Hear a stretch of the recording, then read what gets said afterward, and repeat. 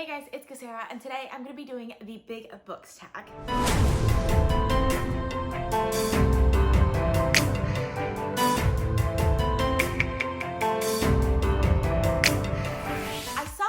Done, I want to say a couple weeks ago, but it feels more like a couple of months ago now, by Rick McDonald, and ever since then, I've been meaning to do this tag. It just feels like a very fun tag, and it feels like a good tag for my channel because I read a lot of big books, so it'll be fun to look at the biggest books that I've read. So I'll link that video in the description if you guys want to check it out. He didn't tag me or anything, I just decided to do it after seeing his video, and right now, it's a time where I just feel like I need an easy video to do, so that's why I decided to do this tag. So how this works is I'm going to be talking about the 5 biggest books that I've read, and then I'm going to talk about the 5 biggest books that I want to read. So I got my iPad here so I can check on Goodreads which of the books are the 5 biggest books I've read and the ones that I want to read based off of my Goodreads shelves, and I will talk about each of those. But I do read a lot of books in the same series, and usually like high fantasy series, multiple books will be very large, so I'm only going to talk about each series once. So if it comes up again, I'm just going to skip it and move on to the next book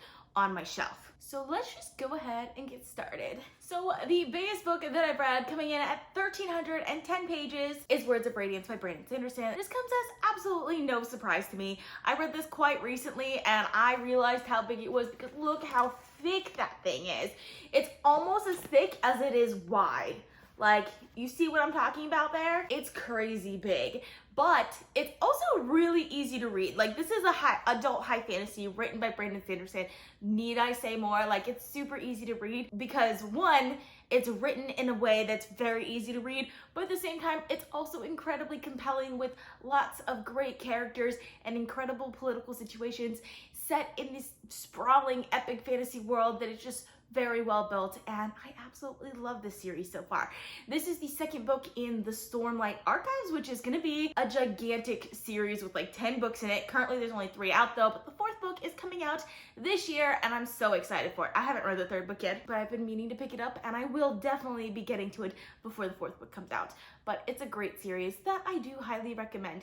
I would consider this kind of like intermediate level fantasy, and mostly because of the size of it more than anything, because the reading level is actually really easy if you take it like in small chunks. I really enjoy this series, and I ended up giving this book 5 stars, of course. So the next book on this list is one that I read on audio, but it's 1,276 pages, and that's The Count of Monte Cristo by Alexander Dumas. So this is actually a classic, and it is considered like the ultimate revenge story, which I highly agree with. I absolutely love this book. It was so much fun to read. It is about a character who is falsely imprisoned for 14 years, and when he comes out, he wants to have revenge on all of the people that were responsible for his imprisonment, and it is fantastic. There are just so many different story threads that come together very, very well, and it was just such a beautifully rendered story, and I absolutely loved it. I will say that the audiobook does have like background noises and stuff that is annoying, and there's also like a section there where the story does kind of drag a little bit, but overall it's a fantastic book that I absolutely loved, and I ended up giving it 4.5 stars. And the next book that came up was The Way of Kings by Sanderson, which is the 1st book in the Stormlight Archives, so I'm gonna go ahead and skip that one, and we're gonna go to the next book on this list, and that would be Storm of Swords by George R.R. Martin. So up until last year, this would have been the biggest book that I've read, because the other 3 books I just mentioned, I all read starting last year and this year. I read this book for the first time several years ago now. I've reread it multiple times since then, but this still continues to be one of my favorite books of all time. So this is the 3rd book in A Song of Ice and Fire by George R.R. Martin, which is one of my favorite series of all time, and this is my favorite book in the series.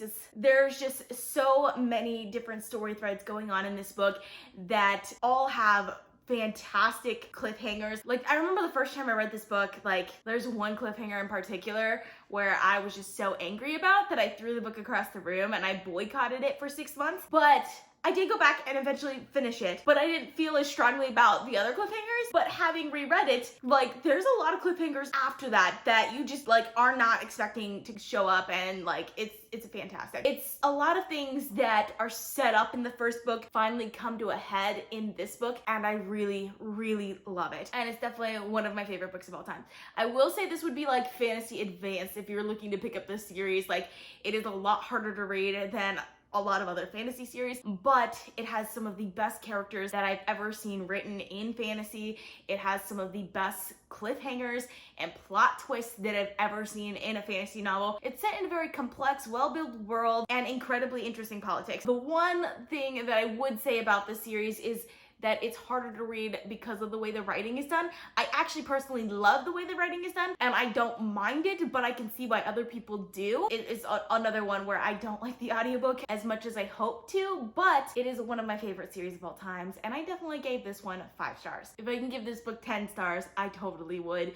And it's one of my favorite books of all time. The next book on this list is The Stand by Stephen King. So this is also a very fairly recent read for me.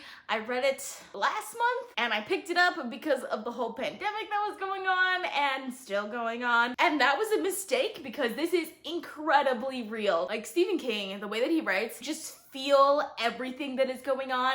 And this is about a super flu that basically destroys the world as we know it. It was crazy. Like, every second of this was incredibly compelling. I absolutely loved it and was terrified by it at the same time, and I really enjoyed it. If you're a Stephen King fan, it's definitely a must read, but it's also one that I don't recommend if you have a faint heart. Like, tons of very realistic, horrible things happen in this, especially if you're anxious about the current time period. I don't recommend reading it right now. At least you can wait till we're out of it, and then you can pick up this book. It's still a fantastic book that I really enjoyed, and I ended up giving this one, I think it was 4.25 stars. And coming in at number 5 of the biggest books that I've read, we have A Memory of Light by Robert Jordan. So this is the finale for the Wheel of Time series, which I actually read this back when it first came out, because that was when I was reading the Wheel of Time series for the first time.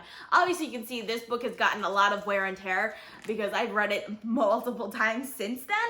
I really love the Wheel of Time series. It's one of my favorite, like, classic high fantasy series because it just has this great group of characters that you stay with for so long that they become like your friends and you want to keep following them. The way that it's written, it's really easy to read and it really immerses you in the world right away. Like, there's so much detail that you could really feel like you're part of that world and you're part of this group of characters. And I absolutely love that aspect of it. I do think that this is a little bit bigger than it needs to be. Like, there's a section in here, I believe, like, the final, like, battle, right? There's one chapter in here that's like 300 pages. Like, one chapter. And that's not even the entire battle. It's just one of the chapters that makes up the battle that is 300 pages. So I thought that was a little bit ridiculous, but at the same time, with this is like a 14 novel series, all of them are nearly this big, so it kind of warrants it also. And it's just, like, you don't really feel it when you're reading it, except for when you're trying to get through that 300-page chapter in one sitting, because you gotta go to sleep at some time, right? But it's a fantastic series that I also do recommend. I will say I'm a little disappointed in the way that the women characters are written in here, because they all kind of feel like the same person. But overall, I still really, really love this series. And I ended up giving this book, I believe, 4.5 stars. So those are the 5 biggest books that I've read up until this point. And it surprised me that 3 of those 5 books I've read quite recently, like within the last 12 months. Not even 12 months. I want to say like within the last 6 months, I've read 3 of those books. And the other 2 I read back when, like, I was reading a lot back then also. So that's really interesting. But now we're gonna move on to the 5 biggest books that I plan to read. And the first book on this list is Oathbringer by Brandon Sanderson, which is, of course, the 3rd book in the Stormlight Archives, which I'm going to skip because we already talked about the Stormlight Archives. And the next book on this list is Dust of Dreams by Steven Erikson. So I don't yet own a copy of Dust of Dreams, but it is the 9th book in the Malazan Book of the Fallen series. So I'm holding up House of Change, which is the 4th book in the series, which is a book that I actually do own.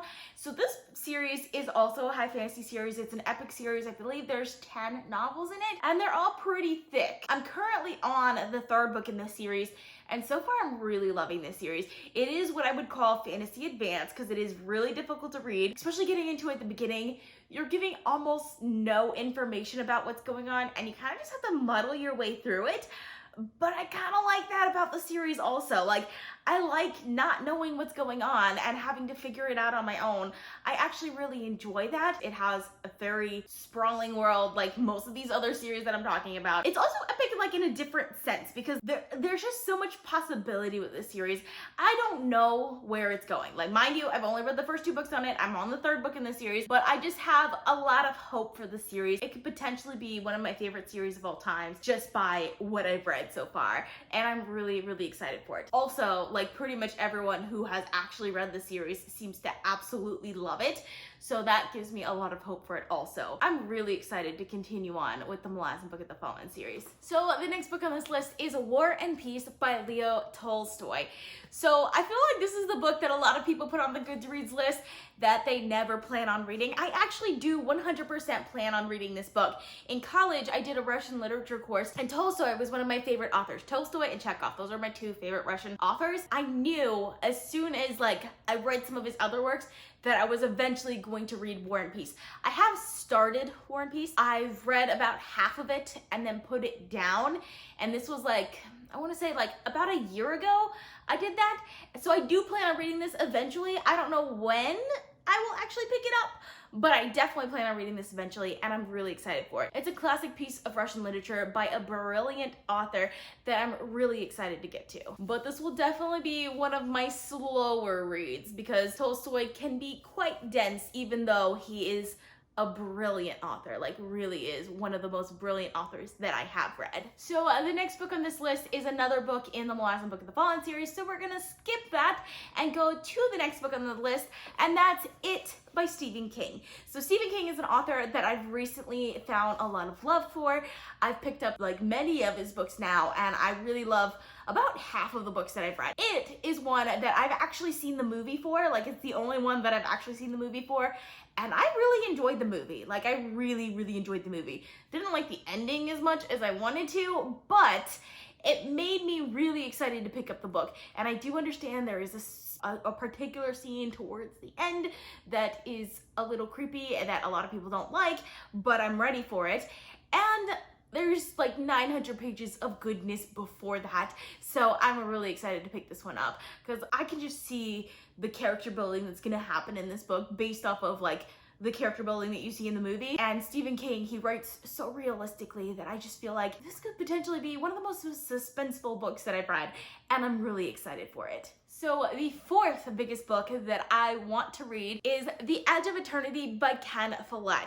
So this is the 3rd book in the Century trilogy, and I haven't read that much by Ken Follett. The only book that I've read by him so far is Pillars of the Earth, but that one book made me a reader for life for this author just because of how well it was written.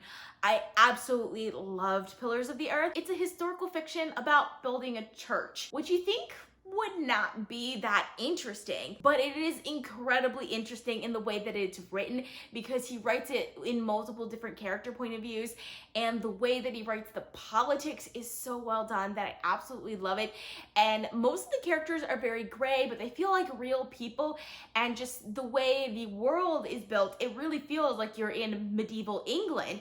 So that's why I absolutely love that one so much that I went out and bought the rest of that series as well as his other historical fiction series, which is the Century trilogy. This one is obviously set in a little bit more of a modern time, but that's literally all I know about it, and that's all I need to know because Ken Follett is such a good author that I'm really excited to read more of his works. It'll be a while before I get to this one because I have 4 of his other books to read before I get to this one, and they're all pretty thick. This just happens to be the biggest one, but I am really excited to read more by this author. And lastly, the 5th biggest book on my want to read list is To Green Angel Tower by Tad Williams. This book is huge, man. It looks bigger than the page count suggests. So this is the third book in Memory, Sorrow, and Thorn by Tad Williams. Obviously, I've never read anything by Tad Williams, but he's an author that I've been meaning to pick up for the longest while. He's a classic high fantasy author that I've not read, but I've heard really, really great things about.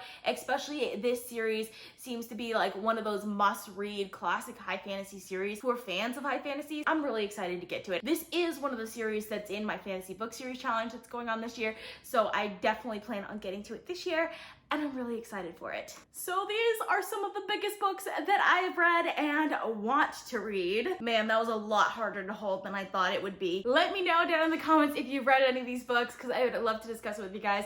Also, if you read a lot of big books, please do this tag. Drop a link down in the comments so that I can watch this tag for you guys as well.